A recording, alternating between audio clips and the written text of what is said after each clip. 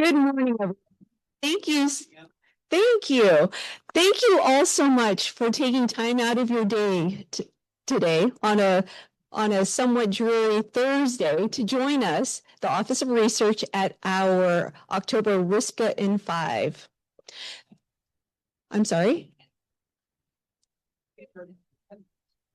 Yes, I know. It is called RSCA in 5. However, today we have faculty and student research collaborations. And so we've got two speakers that will make a combined total of presentations of 10 minutes. Thank you for, for correcting me on that. Yes, we're getting 5 for 10. So I'm really excited about today's presentations. First off, just introduce myself. My name is Emily Chan, Director of Research Engagement and Office of Research. What is really exciting about not only today's presentations, as well as our upcoming November students, we're going to feature faculty and student research projects. So typically in the series, we have focused a lot on the faculty's activities, but for this semester, we want to highlight the collaborations that are possible here at SJSU, as well as the diversity of the methodologies that are used and how research, scholarship, and creative activities are executed. So we're excited to see all of you today here. And sure. This is a better mic. I think it's better for our folks who are online. Thank you for all of you who are online as well. We've got a nice group of folks here at the library in 225, and we're certainly welcoming all of those who have joined us virtually.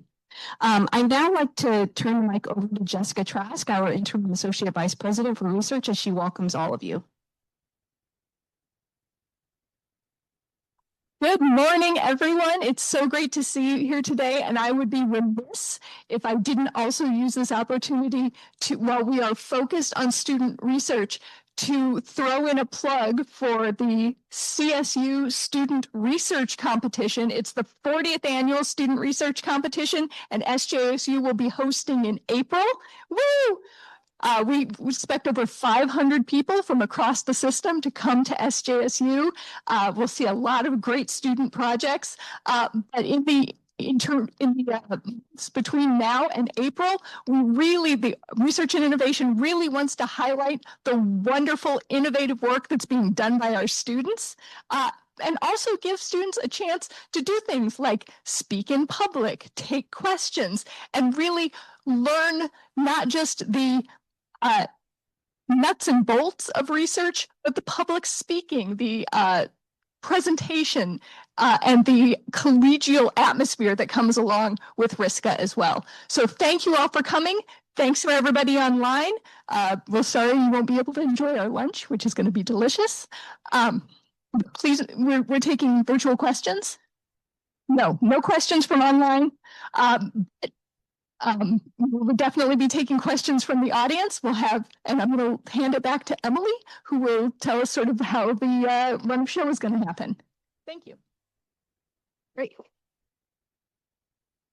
Great. As a reminder, we are recording today's events that after the 3 10-minute presentations, we'll bring up a couple of tables and our presenters will serve as a panel and answer the audience questions.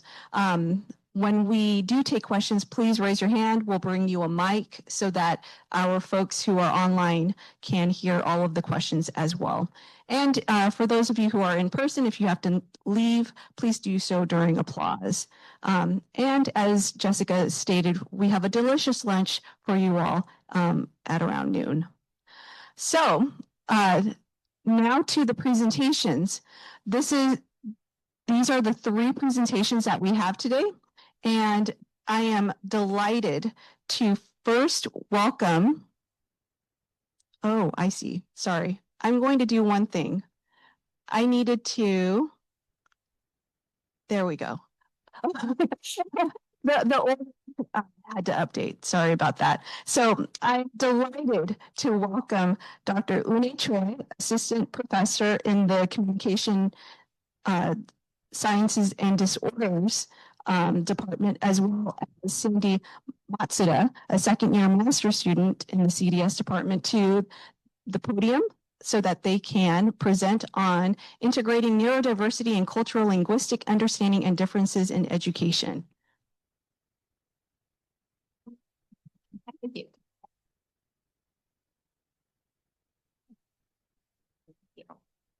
Hi, everyone. My name is Une Choi, and I'm an assistant professor at the Communicative Disorders and Sciences program. And we have Sandy Matsuda here, who is a second-year master's at our program, and is also a Project Include scholar.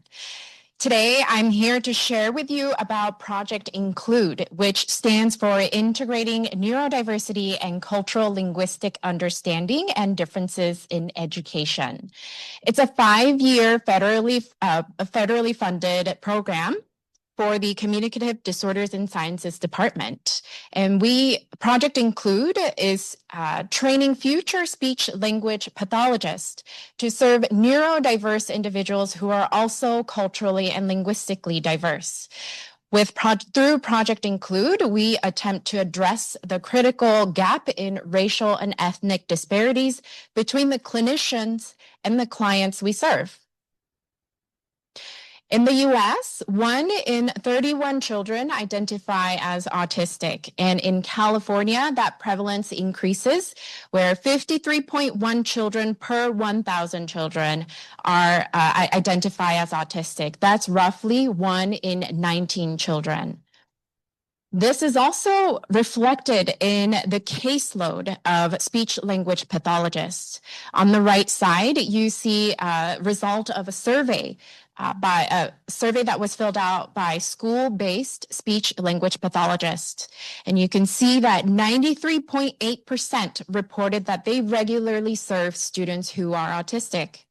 However, when we look at the demographics of the autistic school-age children enrolled in California, 46.6% of them identify as Hispanic Latinx. In contrast, when you look at the demographics of speech-language pathologists who are practicing in California, 7.9% identify as Hispanic Latinx. In fact, the majority of our field identify as white and female.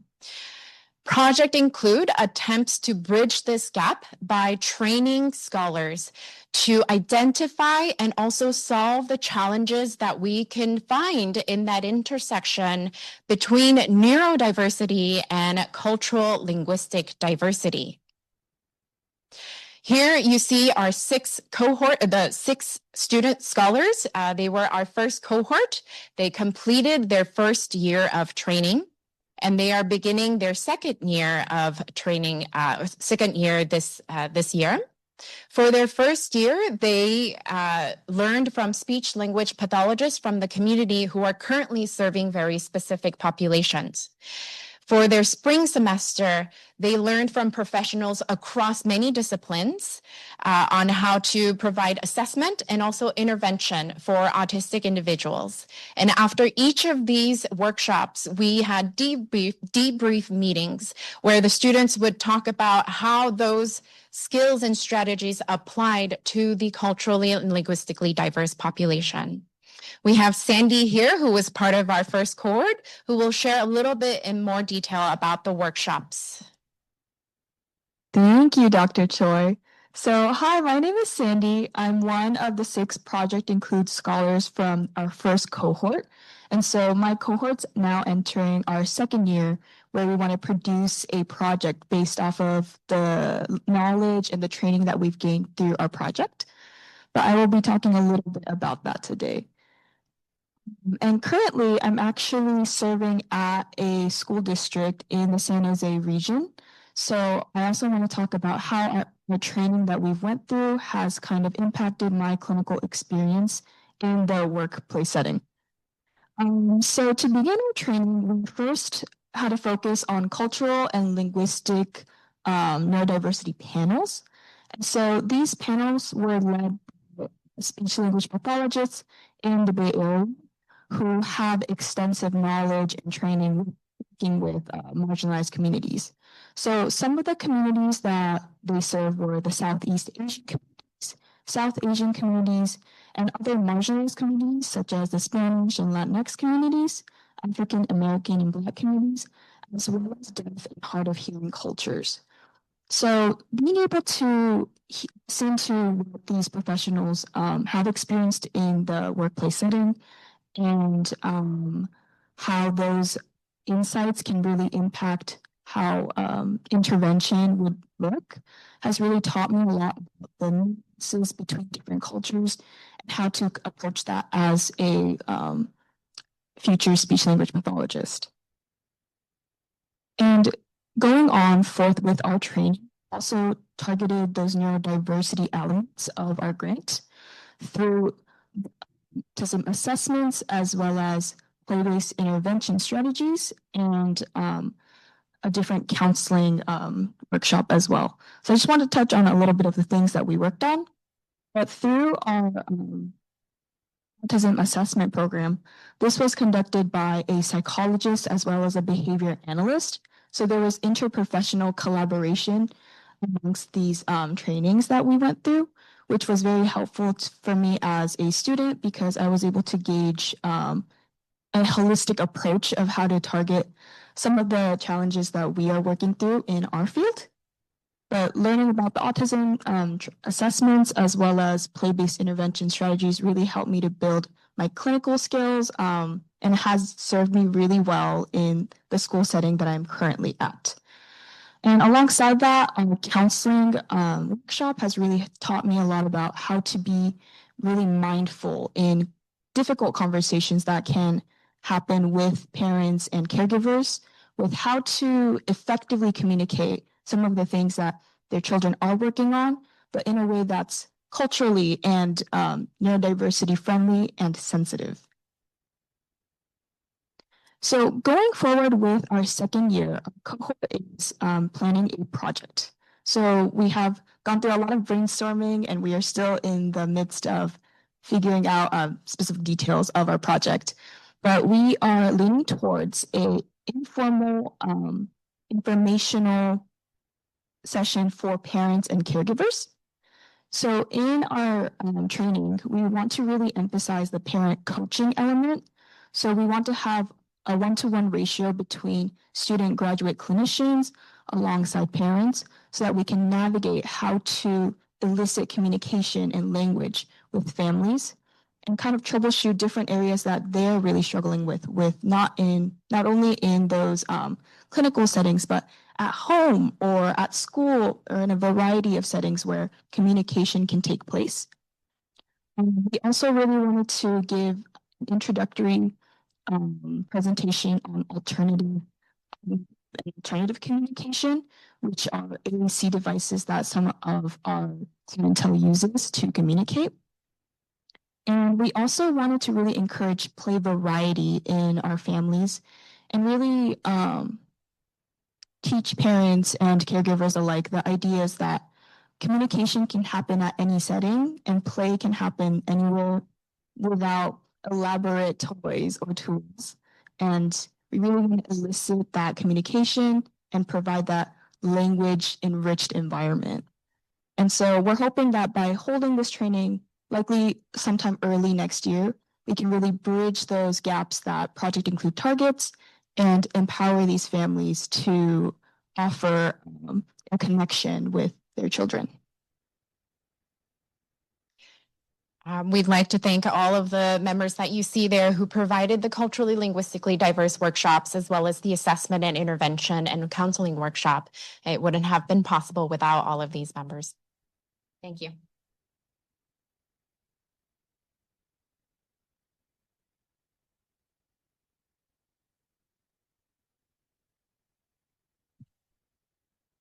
All right. Thank you, Dr. Choi and Sandy. Next. Okay. Sorry. Okay. Okay, great. Next, I'd like to welcome to the podium Dr. Anusha Yelam-Seti and Maritza Batras as the representatives from the Department of Audiology and the College of Health and Human Sciences as they talk about their project. Thank you.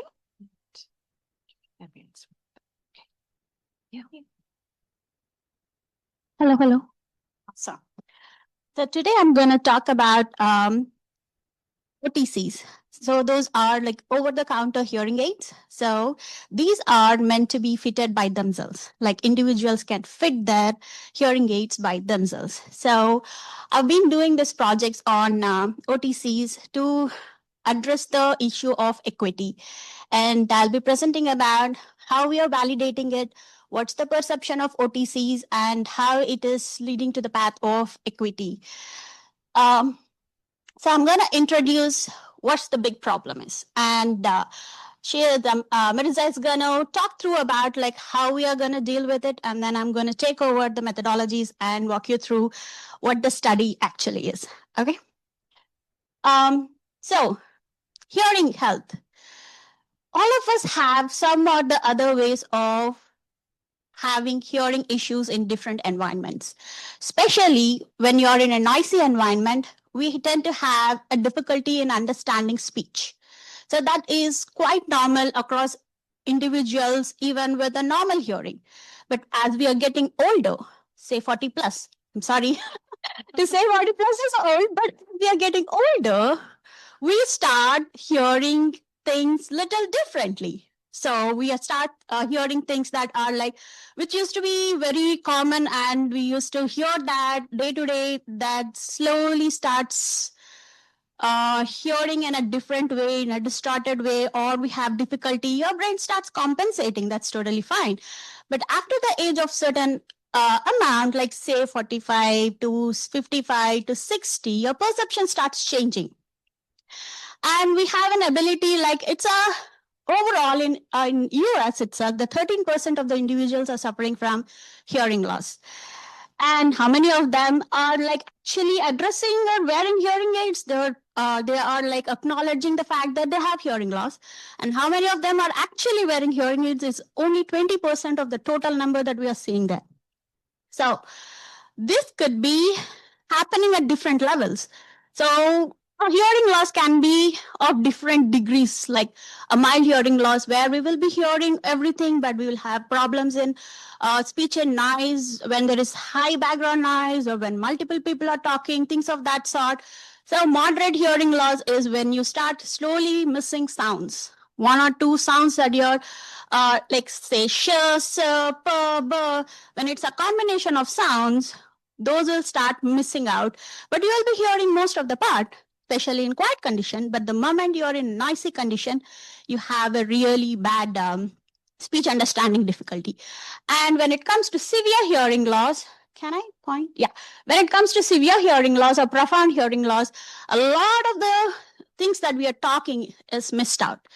So most of the individuals, like about 60, once they start progressing into like age-related hearing loss, you will have a mild to moderate hearing loss. But as you can see here, only 10% of the individuals are being fitted with the aids that can help them in hearing better. When it comes to like moderately severe, like it's significantly seen. So only 50% of them are wearing the hearing aids. And profound hearing loss, 70%. But we are missing out a lot. 90% of the individuals who have mild to moderate hearing loss are not being rehabilitated or not being addressed. So what can we do? What are we gonna do with this population, and how can we make sure that this percentage is addressed? Is what we are gonna address with the concept of OTCs, or over-the-counter hearing aids. So Marisa is gonna continue with how we are gonna address that. Do you want to change it? Okay, so what happens when you have hearing loss? We're going to talk a little bit about that. So when you have hearing loss, you tend to have those difficulties hearing. So you're probably isolating yourself. You're no longer engaging in those conversations or social situations that you used to. So that can lead to depression and anxiety. There can also be a cognitive decline.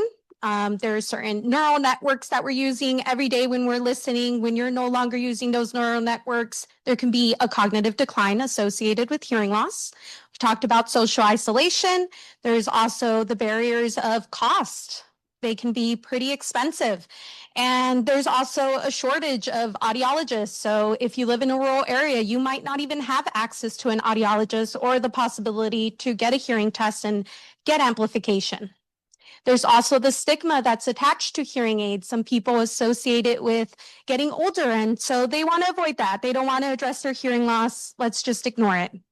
And there's also the fact that it can be complicated when you go to the audiologist. There's a lot of follow-up appointments. It's not just one appointment. And so many people might be avoiding that. And so that might be a reason why they don't seek treatment for their hearing loss.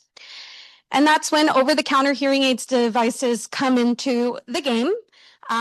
In October of 2022, the FDA passed regulations for over-the-counter hearing aid devices, and they particularly are designed for people with mild to moderate hearing loss, which is the category that Dr. Yalamaseti was pointing out, where we have a lot of people who are not addressing their hearing loss. So it's very useful for that population. And there's also safety standards that were applied. So there's amplification limits. We don't want to cause more harm to the individuals and so forth. There's other safety standards too. So a little bit more about over-the-counter hearing aids. The person buys these devices. They can be bought at Walgreens. They could be bought online. And they receive the devices. There's an app. They connect it to their phone via Bluetooth. They're able to do a hearing test on there and know where the hearing is. And the device then uses an algorithm that has been pre-programmed into the device and is able to then adjust the settings where it needs to be for that person's hearing loss. And since it's connected via Bluetooth, they're able to stream all day if they want to, or listen to their environment, whichever they pick. They're able to hear music directly to the devices. And they also have, it's customizable. They're able to change directionality on the phone. They're able to adjust the volume and so forth. And I'll hand it over back to Dr. Yalamaseti. Awesome. So, why do we need this? Am I supposed to press this button while talking? Hello. Okay. Okay. So yes, these products have been introduced. So what? How are we making sure that these products are producing the outcomes that we think they are producing? So there comes the validation. There comes the clinicians who are testing them out, testing the algorithm, and making sure that the devices that they're designing, the company is designing, is making the output, the things that is supposed to be equivalent to the clinically fitted hearing aid. So that's where the validation comes into picture. So we do a random clinical trials. So we require validation. We have to make sure that it is tested both objectively and subjectively. So objective testing is, like I mentioned initially, hearing and noise. So we take that a standardized test and we make sure that we are presenting the signal and we are making sure that we are getting the responses and making sure it is within the normative range. So, and if there is something, we conduct that through a randomized control trials, making sure that it's not inferior. The fitting that is coming out of the device is not inferior to the clinicianly fitted hearing aid. So that's where we do the clinical trials and the outcome measures. So we are doing the clinical trials. It's awesome in a hearing aid booth where it is like completely noise isolated, and we are making sure it's perfect. But how are they going to perform in the real world situation is what of our interest is. That's where it says the device is actually performing the way it's supposed to perform. So we are doing the long-term outcomes. So where we are like taking the measures of getting the information from the individuals who are fitted with a hearing aid and making sure it has an effective outcome. So what happens if there is some issues with that. So as a researcher, what we basically do is we go back and fix the algorithm, fix the effectiveness of the algorithm. That's where the researchers are coming to the picture. So we make sure that, okay, this is the problem. You have to go and fix it. Otherwise, this product is not going to last in the market. So we make sure that the algorithm is effective. That's where my most important role is as an audiologist and as a researcher. This is where I play an important role. So how are we going to do this? Like we test it on mild to moderate adults. We make sure that we are doing quantitative measures and qualitative measures, and we make sure that we are refining the fine fitting algorithm. So the trial is like we enroll the patient, we make sure that we are testing it clinically fitted and clinically fitted and audiology fitted is done. And we send out the patients, some with clinician fit, some with audiologist fit. And we make sure that they are using the hearing aid for almost like 15 days to 30 days. And after they come back, we do the outcome measures like quicksand, and we do the subjective measures like saying like, how are you hearing? So when there is a noise, how are you perceiving? When there is someone talking to you, how are you perceiving? When there is a traffic, how are you listening? How is your hearing improved in a normal conversations, in a group conversations, in a noisy environment? That's where we do the objective testing and the subjective testing. And here are the results. So this result shows the clinician fit and the self-fit are almost like within that. So the self-fit is not inferior to the clinician fit, and though there may be a small learning curve, because the person has to get used to the device. In a clinician fit, the person is given the information, this is how the device works. But in a self-fit, the person has to learn by themselves by reading. So there is a bit of learning curve that can happen. And the long term, we can see that individuals have emotional benefits, psychological benefits, like enhanced emotional well-being, social participation has improved, they are more confident when they're talking, and there is more control over their device. So people started appreciating it in the real world. And end of the day, we have to address the big problem. Where's the equity of hearing health? So this breaks down the barriers, it makes people empower, and this closes the gap between like a person who wants to get a device fixed. First, they have to go to their physician.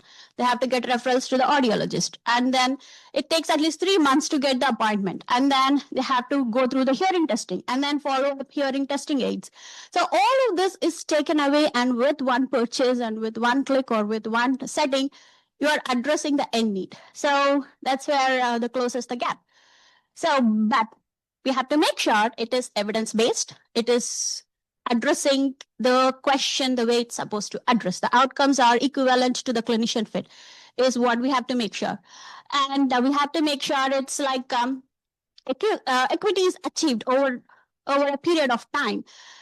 The important thing is call for action. We have to make sure that people are aware of these devices. People has to know that these devices are available, and they have to be willing to go ahead and purchase them and try them out. So we need a lot of like publications, and we need a lot of like approvals, and we need to make sure that they are going on word to word mouth from the patient to patient. So it reaches the individuals who are in need. So awareness needs to be brought. So the big thing is like bringing them awareness to the people who are in need of it. Thank you.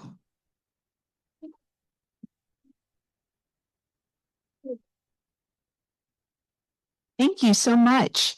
And last but certainly not least, I'd like to welcome to the podium Dr. Dia Tashbar and Stephanie Nemeth. They are from our School of Planning, Policy, and Environmental Studies, and they are going to present on California EquiTOD, like EquiTOD, got it? Explorer. So without further ado, I'm going to pass it over to them. Thank you. Sure. Oh, perfect. Okay, I'm gonna stay on the other side of the slide to do a little bit of performance for you.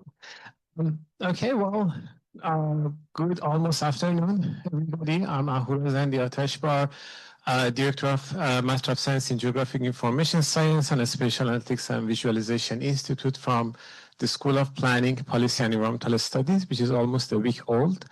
And on the other side of the slide is Stephanie Nemeth. Go ahead. Hi, I'm Stephanie Nemeth. I'm a GIS, Geographic Information Sciences master's student.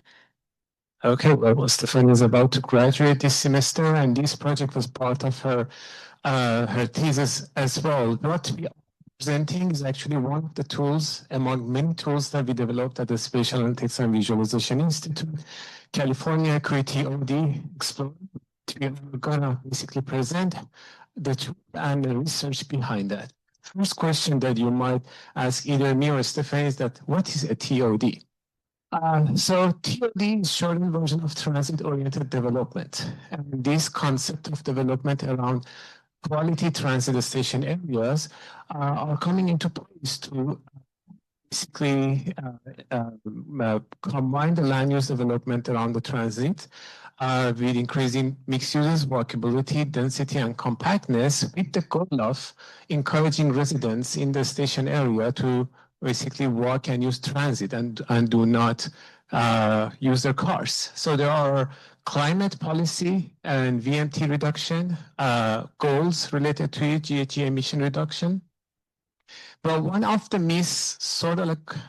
understanding about TOD is that generally speaking, folks, they think that any station area, any area around any transit station can be a TOD. For instance, if you pass by Berryessa station, you would look at the station, nice for the building, but that's not a TOD because the area around the transit station is not in line with the transit. So there is a spectrum of station areas. The one that they are, as you see, there are transit-oriented development.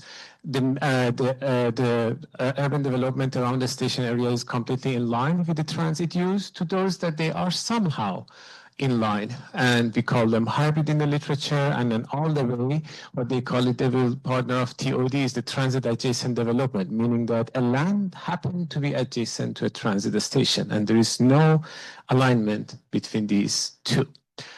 TOD is important to development in the United States. It got attention recently among most of the states in the US, but it has been under development in countries outside of US, European, and Asian countries. There are, however, benefits and challenges to TOD. The fact that TOD helps with the access, particularly when you are using transit, you have the regional access, you have the broader access, and accessibility. That boosts residents' access to different destinations.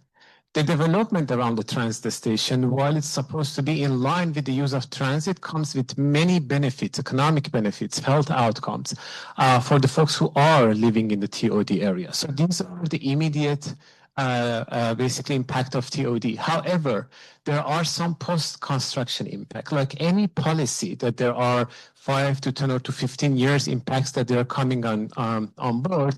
TODs also have impacts. What are those impacts? Studies showed that actually post-construction of TOD is associated with the housing value appreciation.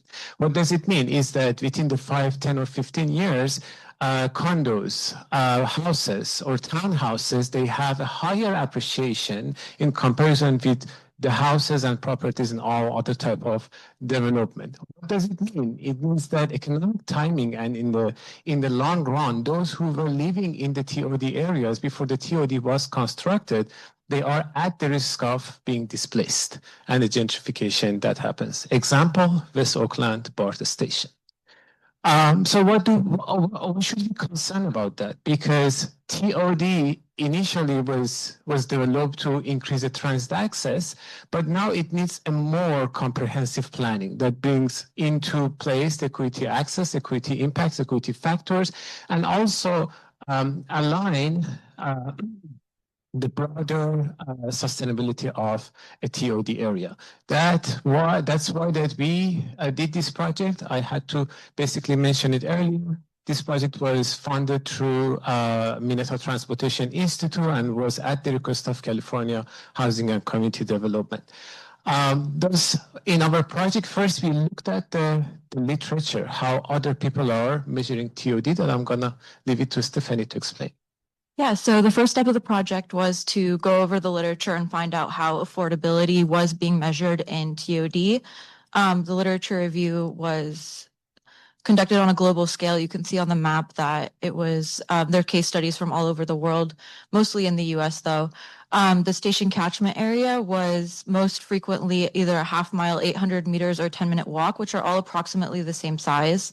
For the built environment, 5 indicators were the most common. These are commonly referred to as the 5 Ds and include distance to transit, density, diversity, design, and destination accessibility.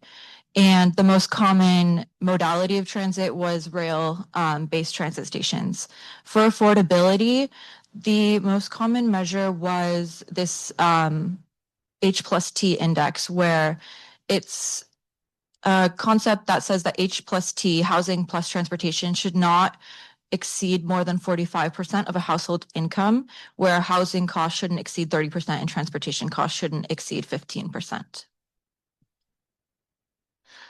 So this is a map of the station areas of all of the high quality transit areas that were used in our research methodology. You can see that the blue stations are rail and the yellow bus, most were bus for the study. So to give you a little background on the high quality transit areas, the state of California categorizes its stations based on the overhead.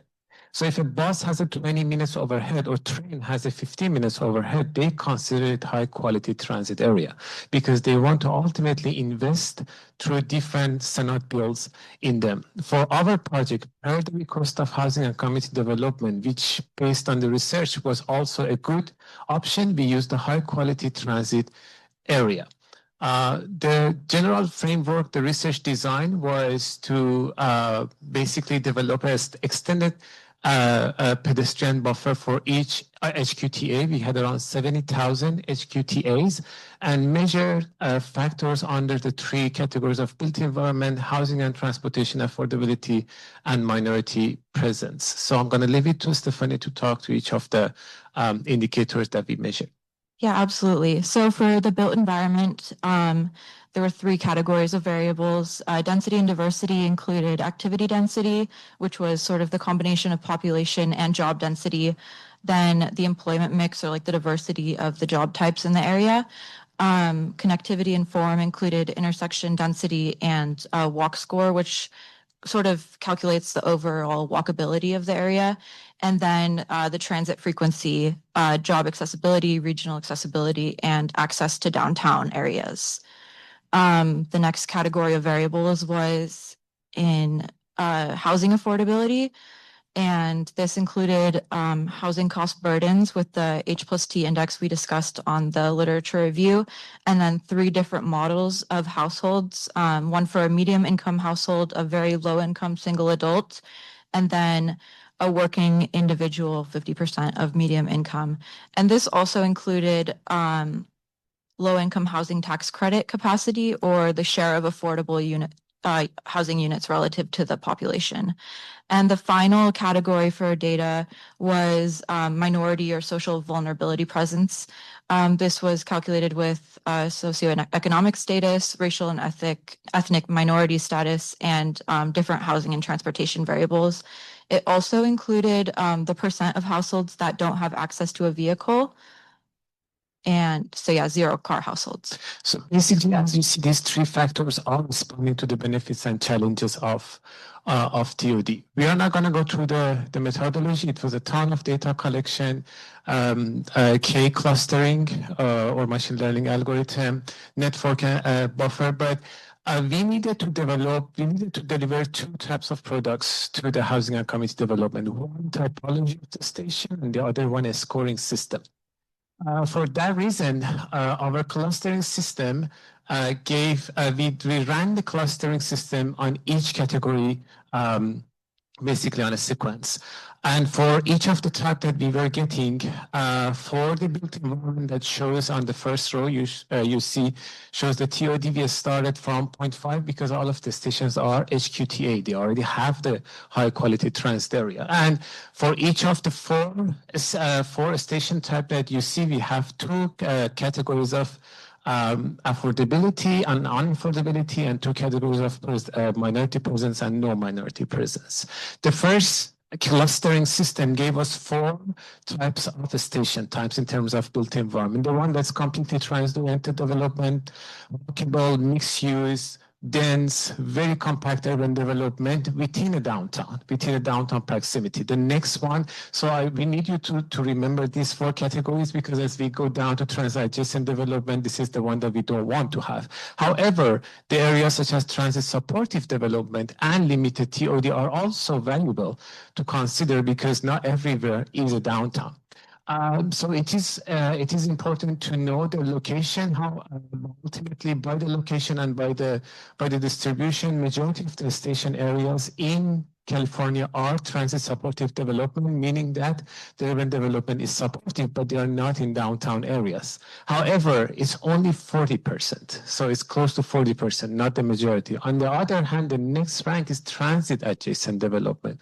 More of the station areas, such as Berryessa, that they don't have the capacity. On each of these station types, then we ran the affordability clustering system that became V2 clustering.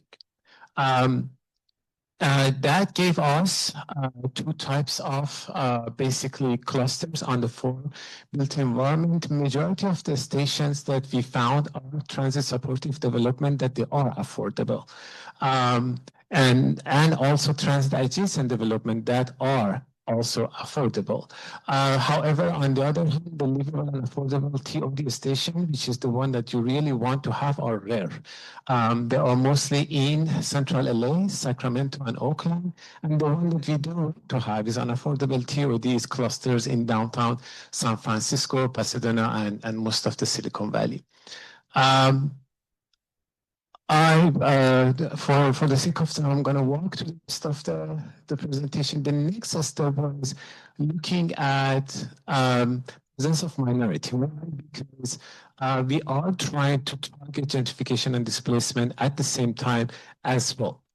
94% of the livable and affordable stations across California are luckily located in high minority area. However, the other group that are important to us, transit supportive development, that are livable and affordable, they built up to only 38% of the stations in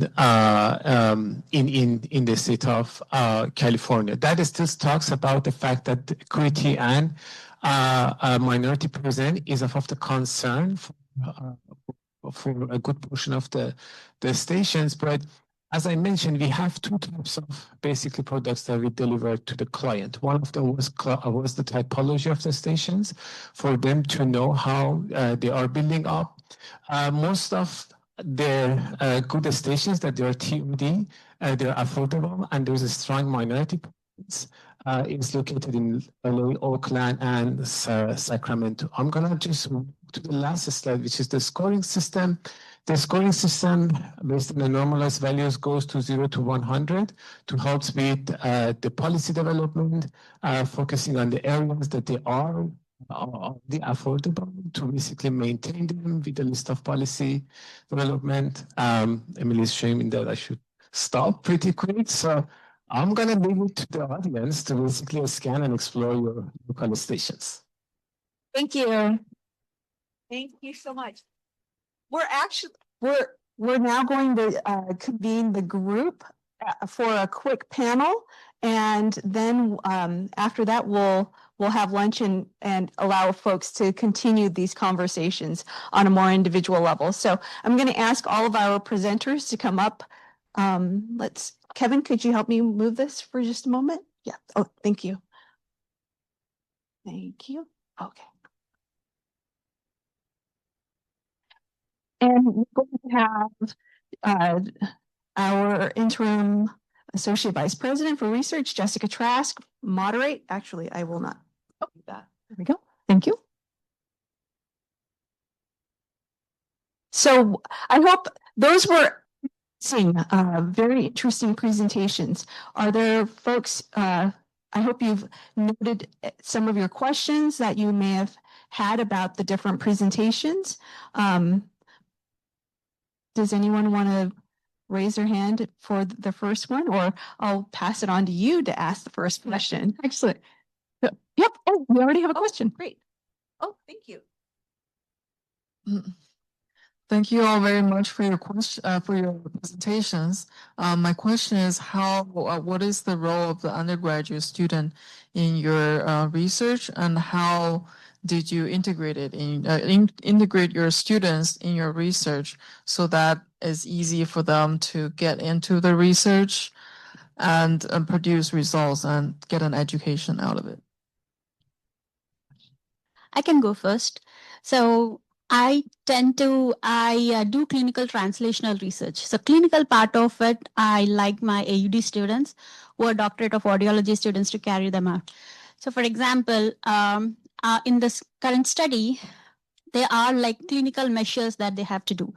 They have to do the audiogram, they have to do the testings. So I let a lot this time for the students under the supervision. They bring the patients in, they recruit the patients, they do the audiological evaluations, they do the clinical evaluations, they do the self-fitting evaluations, outcome measures. So all of the clinical procedures are taken care by the clinicians who are like audiologists in training. So that way, the students are aware of what is the big problem, how are we gonna like parse it out, and I do the clinical portion into the clinic for the students to get trained. So this way, it makes them, it is easy to integrate students into the bigger project. The outcome measure, the algorithms, I keep them posted on like, okay, these are the changes that we are looking at. So if these are the changes, look out for these kind of outcomes that when you're testing. So they get training on how the product is being developed, how all of that. And the clinicians as students, they get on like hands-on experience. They will be part of the research talks. They'll be part of the big talks. And I make sure the grants that we are presenting or writing out, a big chunk of it or a major chunk of it is taken care by the students. So that way, we are training the future audiologists to look at different problems in a very nice, structured way. So yeah, that's how I get the students involved. Thank you. I can share a little bit from Project Include's perspective. We don't have very specific research activities for undergraduate students. However, we do open up our workshops that are geared toward graduate students, and undergraduates can attend those. And if they choose to attend those, they will get the exposure that is at the level of a graduate student. So in that way, we can expose them to the contents early on in their education. For our field, which is urban planning and public policy, from the first moment that we start communicating with the policy agency that we want to develop the project for, we bring on our students because that's the part that they will be dealing as they move to their basically profession and career. So that's a good part of the students to get exposed what the needs are for the policy agencies and how they're gonna basically deliver them. In most of my projects, there are graduate students and undergraduate students, which in this case, it worked out perfectly because the undergraduate students were somehow working with Stephanie and helping Stephanie was helping the PIs. So there is somehow a level of work being distributed, and particularly for our graduate students, is more of like leadership and management of the work and make sure that the research has the integrity and working and have tasks designed for the undergraduate student that works with the project. Thank you. And more, question? Hi, this is for the TOD team. It's related to your topic. It may not be exactly in that, and it's partially my fault because I was partially hearing what you were saying and partially looking for trying to hear the answer to my question. So when you said TOD, transit-oriented development, I was trying to establish which one is the cause and which one is the result in this case? How is the causality, or is it just correlation? What I'm trying to get at is just from observation, my own domain is not related to this, but from observation, I could see that a lot of homelessness, everything is caused if public transit is not developed. And in some places, it may be viewed as socialist without getting into whether it's right or wrong. So I was trying to, I was getting an impression that probably this was saying transit-oriented development means that development follows transit. Although I was trying to look if transit should should support development. Transit comes to support development, not the other way around. So I was kind of trying to establish the cause and effect. This is a good. There are a couple of good questions that you're asking. However, I would say maybe for answering that, you need to get the whole degree of planning. So the development that happens around the stations are done by a different agency than the one that transit is bringing in. So the TOD, particularly in the United States, the goal is that for the city and the DOT, Department of Transportation, to get aligned and make sure that if there is a transit in an area that's suitable, they reform the land uses around the station area and make it in line. That's the part that's about TOD. About the causes and correlation, there are, as I mentioned, there are many outcomes of TOD that other folks are researching, such as public health, economic outcomes. They are not falling under the agency that makes decision about TOD and TOD development. That's just the city and Department of Transportation.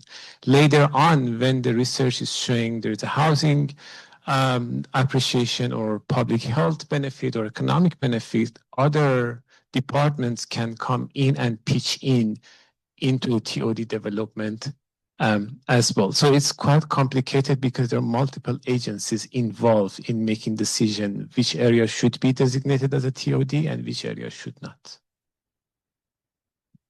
I have another question. Actually, I have two questions. Maybe the first one is the recruiting students. For example, my department has only the master degree, and then usually for first year, I assume we should some training them, to teach them, and then but then second year maybe I need to recruit, but then one question is how do you recruit? And then actually that was a very short term because once you recruit and then you need some kind of training, but then they need to graduate. So how do you proceed this in terms of very short time frame? How do you recruit and how do you train and how they involve your research?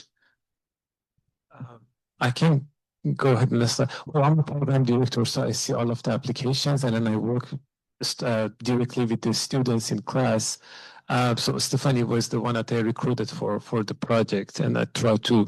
So I have the chance of somehow like vetting the students and find some that I'm gonna ask them to work for my projects, and the other in the graduate program, particularly in our program, some of the students they built up from even this end of the first semester or second semester to build up their skill set and be ready to get on a project. I can share a little bit about what our department does that kind of aligns with faculty trying to do research.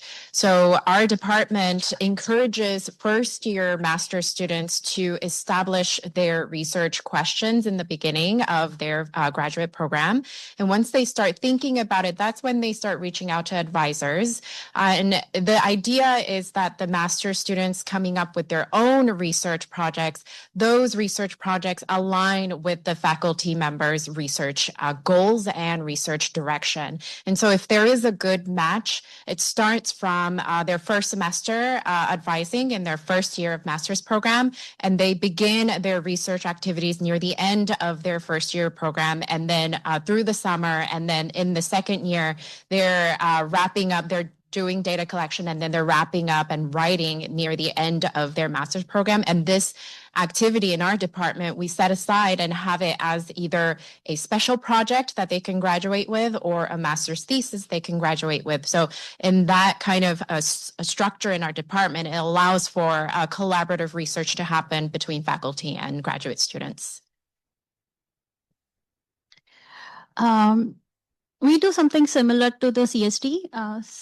So we encourage the students even in the first semester to go ahead, explore the faculty's research interest, and then volunteer in the research labs, be a part of their research projects, or be subjects for the testing.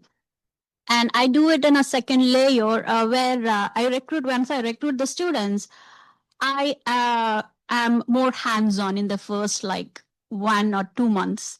So I will be leading the entire thing. I'll be showing the test, how it's done. So I take the maximum training in the first 2 months, and then I let them take over the projects, because these are like, ours is a little different because these are like doctoral students. We have them for 3 years. So that's added advantage for us. And they start their research projects by the end of like their first year or starting of the second year. So we have them for 2 years. So it's easier in that way. So yeah. So we have time for one more question. And because I'm the one holding the mic, I'm going to ask it. And this is for the students. How have your future plans changed specifically because of your participation in these projects? Sure. My plans haven't changed right now, but I can see myself being more inclined into research as a whole. So who knows? This opportunity is definitely opening doors for me. I now have an awesome mentor who, yeah, it's been a great experience. So I think in the future I might change, or that's also the amazing part of audiology. There's a lot of things within our field. So if I want to do research, I can change at any moment. That's a really good question. So for our project, it's a grant-based project, but we do get a stipend being part of Project Include. And kind of the other end of that is that we pay back the trainings and workshops that we've gone through service. So I think for every year that I am receiving the grant, I am required to serve 2 years of pediatric work. So I think being a part of Project Include, I was already kind of leaning towards the pediatric population, but I will definitely be working with them. And it's also just kind of invoked a lot of interest in working with autistic individuals. And that was kind of a very important element even going into grad school, but I feel like being exposed to more of it, I've learned more about the specific challenges that come with serving that population. And I feel more comfortable after receiving this training to kind of be able to better serve those communities in a way that's effective and impactful. So when I first joined the GIS master's program, I didn't really have like a direct like career path set. I just knew that I really loved spatial data and mapping and analysis. And so being able to work on different research projects, the TOD project and other projects surrounding like public health and demographics, it showed me a lot about like real world applications of GIS and sort of what different career pathways and different techniques and technologies exist. And it sort of expanded my horizons and has sort of, well, now I recently just accepted a job offer, City of San Jose with the Department of Transportation. So yeah, thank you, Dr. Zondi, for your mentorship, and really grateful for the program. Wonderful. Well, I want to say thank you again to all of our presenters, faculty, and students, and their fascinating RSCA. At this point, I think, are we ready for lunch? Because wait, the afternoon is not over yet. We can release people to go eat. And I'm looking at Emily. Okay, perfect. And then while you're make yourself a plate, and then yeah, feel free to engage with our presenters, ask more questions. I know we didn't have a lot of Q&A time, or just enjoy yourself and network with your colleagues. Thanks again.